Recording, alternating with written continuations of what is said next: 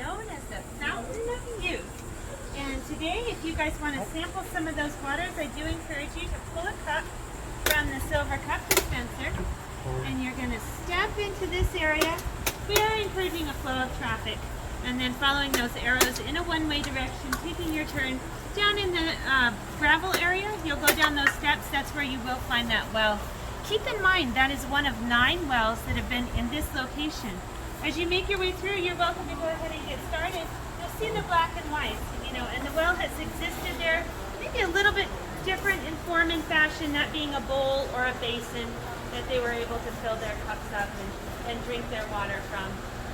But as you guys make your way around, feel free to ask me questions about any of the historical landmarks or information boards, and I'll be happy to answer them.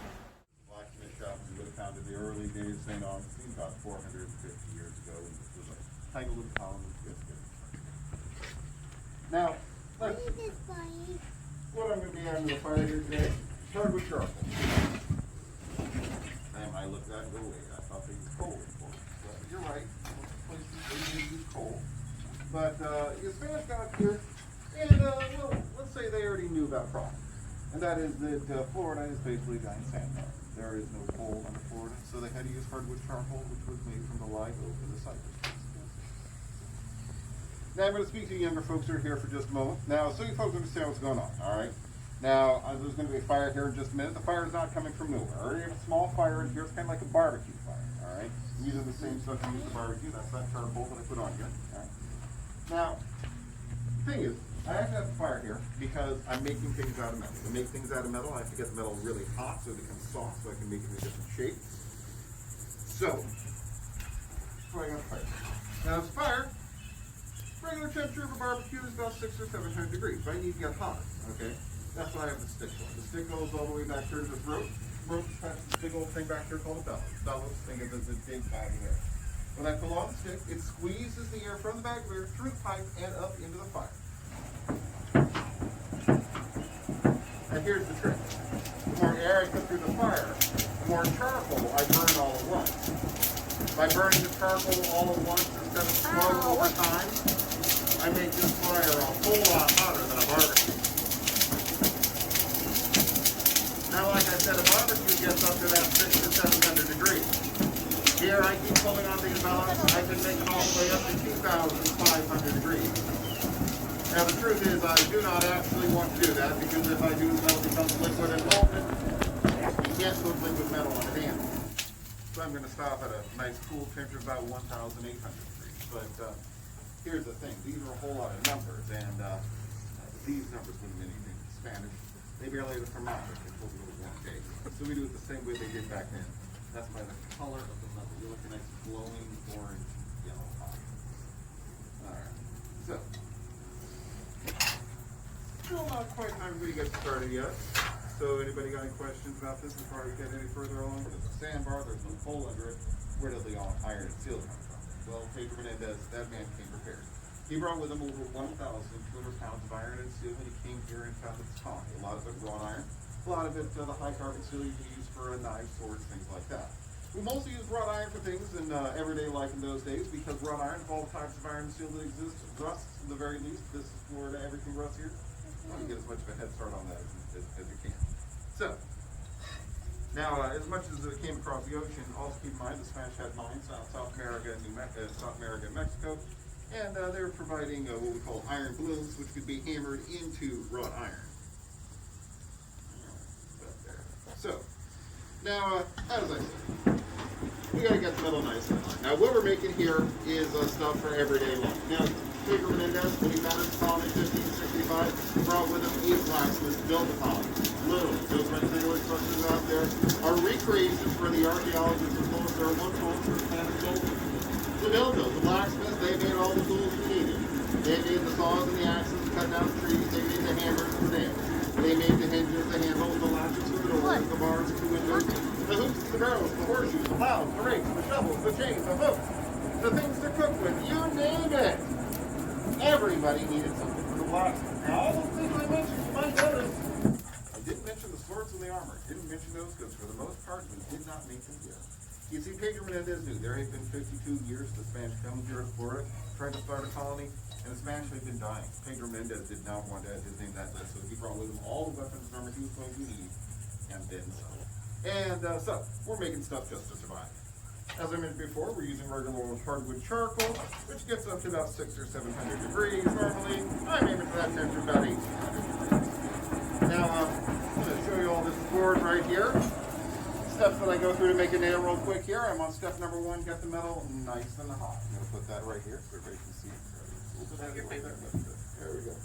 All right. So, step 1, get that metal nice and hot. Step 2. Go.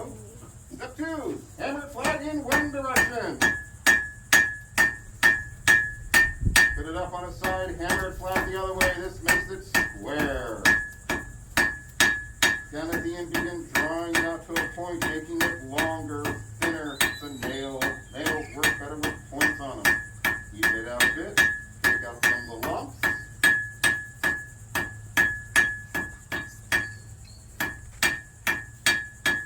Got yourself a hot pointed metal stick. Lots of things to do with a hot pointed metal stick, but it's still not a nail. To make a nail out of it needs to be shorter. To be shorter, you gotta cut metal. But remember, we're talking about 450 years ago, so we're not gonna use anything really advanced to cut metal.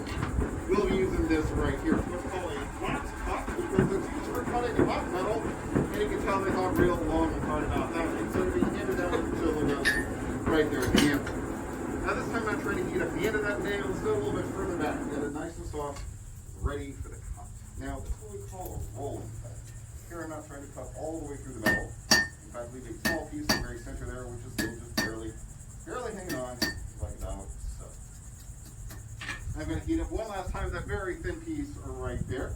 So I'll put it in that vise right over there, twist it off, and then put it head on the nail. Now you may look at that vise and wonder the very same thing I did. So smash out a vise like that 450 years ago. Turns out pretty close. We find engravings with plants like that go back over 600 years. The most important part is made out of metal. Have a post going all the way down to the crown. It's a black space. I'll hit it with a hammer all day long. I leave nothing out of the top, put a head on the nail, crank that down like about so, twist that off, and now you put a head on the nail by hitting the nail on the head. It's a blacksmith shop. You're expecting something other than dad jokes? Alright, now it's still very, very hot. Hot enough to burn this piece of wood, hot enough to burn my hand. So instead of using my hand, I'm going to use these tongs right over here. As I mentioned, we like metal. Nice glowing orange yellow color, but not this color because you can't tell how hot it is. First rule is of safety. Assume everything back here can burn. And second rule, something drops. Jump. Wonder why. And there we've got ourselves our perfectly good colonial nail. Now, it's worth noting that took longer than we take historically and pausing to explain as we go along here. Also, I'm reheating it. That actually can be made in one single heat. When I make them in one heat, they come out in about 45 seconds. As quick as that is, they actually have me heat historically. Historically, they could do it in about 30 seconds. They make about 200 to 300 a day. People ask me if I get tired of the nails, not like the folks back then. So I take it you folks are one group and you folks all know each other? Okay. All right, so here's what I'm going to do. I'm going to hand it around. When you folks are done with it, hand it back to me. I'll put it in the fire, sterilize it, and I'll hand it back to you folks. Sound good? All right. Look at that, Megan. They told me to stop handing things out because of coronavirus, but I got something that kills it right there. So, yeah. Hold on, put it in your hand. Yeah, I mean, that heat will kill anything. Yeah. Okay, give it a day. Here, put it. It's not for you. Just look at it. Stand up. Oh, see if I can look. Hey, look at me. Look at mom. Kaden.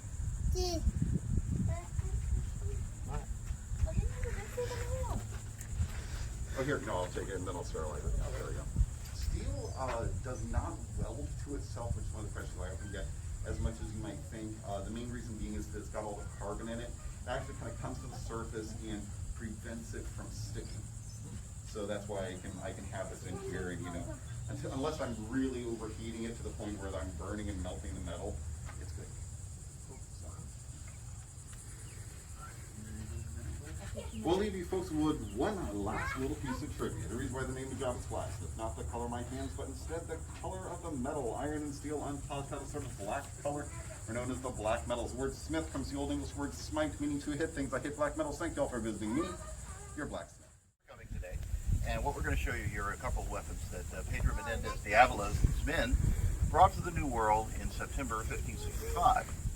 Now, I'm sure you recognize this as a crossbow. Back here we have a cannon we're going to fire for you. Both of these weapons have something in common. They were obsolete when they got here. The reason for that was they were cheap to buy. When you were the adelantado, the guy who was first, or a guy heading up an expedition to the New World during the Age of Discovery, the way that Spain worked these things was you as the leader responsible for financing your entire voyage. That included getting the ships, getting the men, and equipping them. Now this is quite an outlay of money. Pedro Menendez at this time was Admiral of the Ocean Sea. He was a very rich man, and he also was a favorite of the court of Spain. But he still had to have 14 investors for the enterprise of Florida. The point I'm trying to make is he had, just a finite amount of money. So he's trying to make it go as far as possible. So nobody was using these anymore. They had stopped using them for about 60 years at this point. Nobody broke them up. They just put them back where they found them and let them gather dust and cobwebs. So you could get these at a good price. This old cannon back here, no, but the Spanish Army didn't want these kind of cannons anymore. So again, you could get a lot of them at a very good price. Now we'll talk about the cannon in a minute. Right now we're loading it. Let me show you a little bit about the crossbow. What I have in my hands is called a Flemish crossbow, something that the Spanish would have been familiar with. What I'm talking about is just the shape of the stock, how it's cut. The wood is walnut, European walnut, which is a favorite wood to use in these things. Up here we have the stirrup. You'll see why in a second. This is called the prod or the limb of the crossbow, and by this time, 1565, they're all spring steel. The old composite bows of bone and wood are long gone. Back here we have the bowstring. At this time, most of them are made out of linen thread because it doesn't stretch very much. Back here we have what's called the roller nut. This is what the bowstring sits in. It's locked in place by this long trigger. When you pull up on it, it releases and rolls forward. Now how it works is you put it on the ground, put your foot in the stirrup, and there you go. She's cocked. Now what you fired out of it were called quarrels or bolts. This one is about 16 inches long. They were 12 to 16 inches long usually. But what I want you to notice about it, it only has, it's only fletched on two sides. It needs to lay flat on top of the table of the crossbow in order to be accurate. Now this is your front sight. And you know how you hold the crossbow and what it's likely to do when you pull the trigger. So let's see how good I can do. This is my first shot of the day, by the way.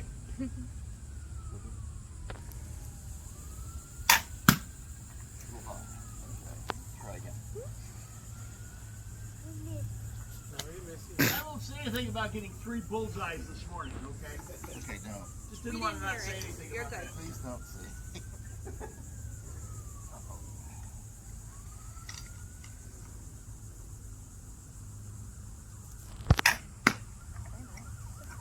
Wow, I did. Too high and too low. All right. Well, we're not going to have any venison tonight. All right, folks. Any case, the other thing they were used for is what I was saying is they also were used for hunting. The nice thing about a crossbow is it does not make a lot of noise, as you just heard. So if you missed the rabbit the first time, maybe you've got a chance and find some meat for the pot that night. Okay, well that's it for the crossbow. Let's move on to the cannon. Alrighty. Thanks, Richard. Now, I gotta tell you, folks, that is his crossbow over there on the wall underneath the clock. He is much better than what came out this morning. And I'm not as good as what I did the first thing this morning. I had 3 bullseyes dead right off the bat. I've never done it before. Alrighty, that was silent and deadly. Now, we're going to drop the silent part. 6-pound iron ball. They don't bounce, they don't explode. Okay? 16th century cannonballs did not explode. I don't care what Johnny that movie tell you. Okay? Didn't happen. 1700s we have exploding cannonballs, but not at this point in time. Now, if you want to shoot a 6-pound cannonball, you need a 6-pound cannon. I give you the 6-pound breech charged muzzle loading Bombardetta. Breech breech charged and the muzzle loading. Okay, guns you see here, these are muzzle loaders. They're from the 16 and 1700s. They're very powerful. These are what they call long nines. Long muzzle, 9-pound cannonball, 2 miles. Okay, but to load one of these, it takes about a minute. Okay, so your rate of fire with these is 1 minute because everything goes down the barrel, and then you still have to swab it with a wet sponge because you have burning embers. You really don't want to blow yourself up the next time you shove a bag of gunpowder down. So it takes time. Our little gun is from the 1300s. Okay, it's a replica, but this gun is so old it would have shot cannonballs at Joan of Arc. Okay, this is medieval technology. Okay. Now, to the rear of the gun on the left-hand side, you'll see a metal cylinder with a couple of rings. That's known as a servidor. It's a powder mug. You put gunpowder in that. Handful of Spanish moss on top. Pound it down nice and tight. You slide that into the back of the gun just like you'd load a modern-day artillery piece. Okay. So horizontal wooden block. Right behind it, the breech block, it keeps it tight. That's the breech charge. The muzzle load is simply put a cannonball down the barrel. Charge the touch hole in the servidor with gunpowder, boom, you're off. Now, Menendez brought 20 guns like this, and they had them aligned in a palisade along the beach. Now, 450 years ago, what you see behind me did not exist. 30 yards of beautiful beach. A vast, wide open bay with total visibility all the way over to the other side of the canal, over the side of the channel rather. So wide open.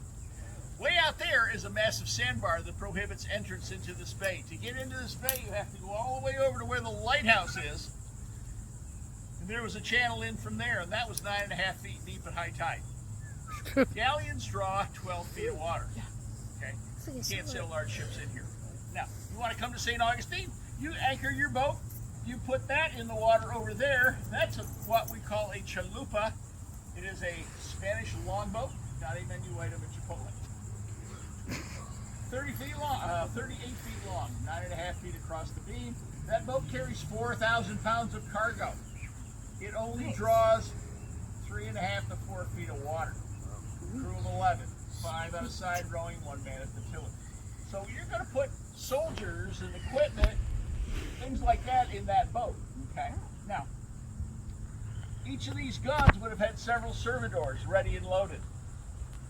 Okay. So if you got into a military action, you could rotate fire out of these guns at a rate of 3 to 4 rounds a minute. Okay. 5-man crew. So you saw how little time it took me to load it. Okay. Washing your hair, lather, rinse, repeat. Boom! Flip out the breech block, pull out the servidor, put in a fresher, put the breech block back in, put a cannonball down the barrel, charge the touch hole. Boom. 3 to 4 rounds a minute, that's 60 to 80 cannonballs going down range. Now, range on these. Let's go down to the Bridge of Lions. That's a mile away. That's about the limited range of these guns. Okay, now hitting the Bridge of Lions. No. Scaring the heck out of the people on the Bridge of Lions. Yeah. Okay. Accuracy down there, not so good. If you look along the shoreline, you see that tall mast on that sailboat down there? That's about a half a mile away. That's your effective range of these guns. Okay. And the Spanish gunners were professionals. They were within 4 feet at a range like that. Okay. 4 feet? 4 feet. That's impressive. Yeah. So,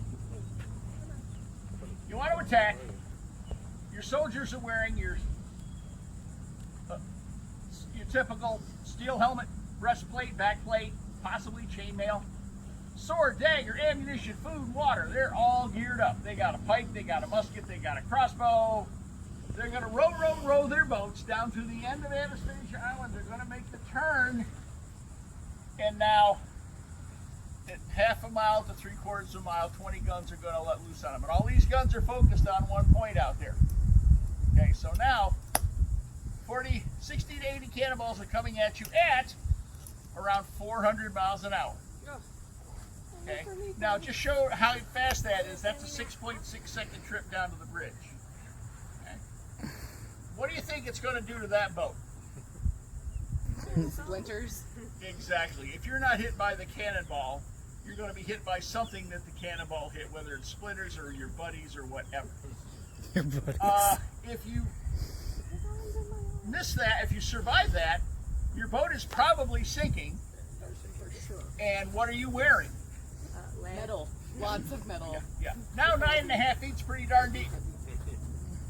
So if you survive all that, now it comes grape shot time at about 200 yards. Bags of 6-pound grape shot, bags the size of steel balls the size of walnuts, are coming at you at 40, 50, 60 rounds a minute.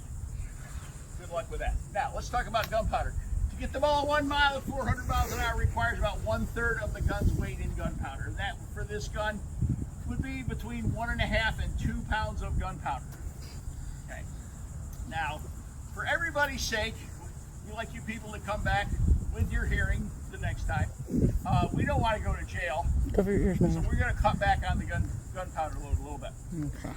The other thing is the Coast Guard does frown on large steel objects hurtling into the bay at high rates of speed. So Why? no cannonball either, as much as we would really love to. So we're going to give you plenty of buck though, plenty of bang for your buck. Now, if you want to get a picture, simple. Point your device at the cannon, put your finger on or about the shutter button, because when this puppy barks, you will all jump, and you will get the shot by accident, or just videotape. Now, we asked around little people, cover their Cover your ears, Megan. For those of you big people that can't cover your ears, open your mouth slightly. That allows the concussion to equalize the pressure. You get the bang, but you don't get the pop. Okay? It's an old Army trick. Cover your ears. Give 2 commands. Cover your ears. Bada bing and bada boom. And then he's, no. Por España and fuego. Okay, he'll fire on fuego. You ready? Yep. Here we go. Por España! Fuego!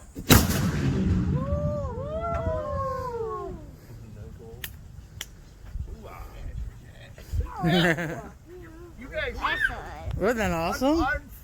unfortunately, the wind's blowing the wrong way. You guys do not get the historical trifecta. I know. Yeah, you only get the daily double. Sights, sounds of history. Trifecta is the smell. Okay, but it's early. You're going to be visiting St. Augustine, and St. Augustine is full of history. So by the time you get back to your hotels tonight, you're going to be covered with it. So when you're in your shower, washing the hair or washing the smell of history out of your hair, look at the little bottle of shampoo you get at your hotel. That's how much gunpowder we have. About 2 ounces. And for your second question, yeah, they were all deaf. Folks, that's our presentation. If you got any questions, please feel free to hang out. Thank you. Thank you. September 1565, the Captain General of the Ocean Seas, Don Pedro Menendez de Avilés, is going to found our little seaside village on this field. This is where St. Augustine was born, right here, guys. And that 455th anniversary is going to be early next week. He arrives off our shores with 5 ships and 800 men. Of those, he landed about 740 of them. And 500 of those guys are actual soldiers. And a lot of those soldiers are armed with this, a matchlock arquebus. This is a 62 caliber smooth bore weapon. That means there's no rifling in her barrel. Therefore, her accuracy is compromised. She's only accurate up to about 45 yards. Now, don't get me wrong. The ball will travel farther than that. We'll punch a hole through an individual 80 yards away. Is it the individual you're actually aiming at? Probably not, but tomato, tomato, right? Tomato, potato. Now, in Europe, when these weapons are used, these wars are waged in open fields, massive armies trying to outmaneuver each other. Typical formation of the era over there is going to be 4 ranks, anywhere from 100 to 150 soldiers per rank. First rank fires, second rank steps in front of them, they fire. Then the third and the fourth. By the time that 4th rank is fired, the 1st rank is fully expected to be ready to shoot again. So the Army standard to reload this weapon is 45 seconds. If you look at my little wood board right there, those are the primary munitions for the weapon. Most commonly used was a 62 caliber ball, but that heavy duty bird shot was the preferred load for hunting, especially when it came to small game and fowl. Now, components to the weapon. The stock itself is made of a hardwood. This one happens to be walnut. The barrel's made of stainless steel with the trigger mechanism sitting underneath. When I squeeze up on the trigger, you're going to see that little piece move. That is called the serpentine. The serpentine's job is to hold our match in place. Now this match is a woven cotton cord that's been soaked in a solution of potassium nitrate and dried. So it's going to burn really hot, but it burns really slow as well. And what the match is going to do is drop into our powder pan. This is where your priming powder goes, right here. Now next to the powder pan is a little hole. It's known as the vent hole. Priming powder ignites, travels through the vent hole, hopefully to ignite the charging powder inside the weapon. Loading it is not rocket science. Seriously, is it? Put the weapon to rest, reach into your fancy European man bag, pull out your charging powder.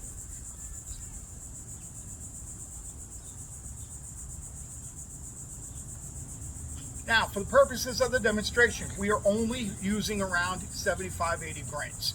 If I was actually going to put a ball down range, we'd be using about 130. Next step is wadding.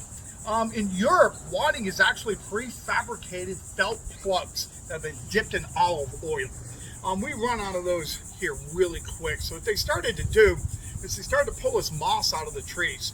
You pull it down, dry it out, and roll it into tight little plugs. It's actually an endless, excellent supply of wadding. Now, if we are going to put a ball in, the ball goes in next, right on top. And then the whole thing is going to get rammed to the breech of the weapon. Wadding's job, simple. Keeps everything in place.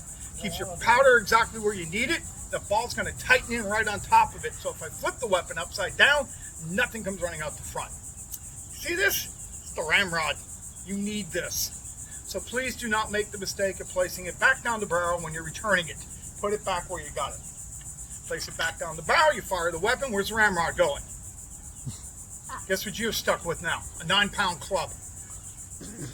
Next, we're going to prime the weapon. The priming powder burns a little quicker because it's a little finer than the charging powder. And this powder pan's got a bowl in it. So all you got to do is fill the bowl up and then seat it. Once it's seated, close the pan cover. Now this is important. Blow on the top. You do not want excess powder on top of that cover, because if a spark comes off the match and makes contact with that, the weapon could discharge before you're ready, and the guy in front of you is not going to be very happy. Okay, now I'm going to give myself 2 commands here, guys. A poot and 2-pointer aim before I go for fire. This wheel sounds like a shotgun. Okay, you want to take pictures of this? I don't blame you. I'm extremely photogenic. And very, very modest. I would suggest a video, however, or a burst. Keep my fingers crossed, because we've had a lot of problems with this weapon the past 2 days because of the humidity. So hopefully we'll have a look. All right, guys, here we go. Apunte! Fuego! God. I believe they pay me to do this. Please sign me up. Put in that pen, brother. Drawbacks to the weapon. It's loud. Florida. Not kidding. These weapons were in use from the early 16th century all the way, believe it or not, to the early 17th century. And they had a good rate of success in Europe, the Southwest, Mexico, back up my neck of the woods in New England. Not so much here. Florida is a hot, wet, miserable, humid environment. Amen. And the Spanish had a big problem here with keeping their powder serviceable. All right? Powder goes bad, you're back to your 9-pound club scenario. That's what made those crossbows and everything that they demonstrate next door so important. Pedro Menendez ended up bringing a total of 180 crossbows over here. 30 in 1565, another 50 in 1566, and then he sent 100 of them up to Santa Elena when that was established at the beginning of 1568. So, any questions? No. All right, Viva Menendez. You guys have a great day. Alright, so now you're using the moss, but you didn't use olive oil. Was olive oil to help? These felt plugs are rough, so the olive oil, you just dip them in olive oil, kind of let it dry a little bit, and it gives it a little lubrication as it's coming down.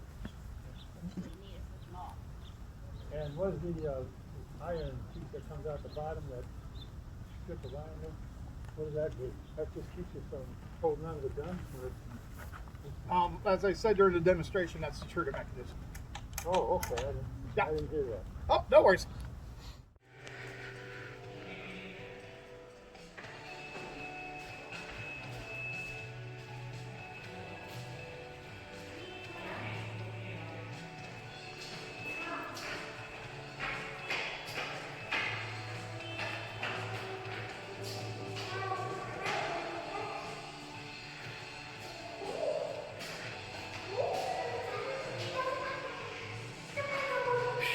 Megan.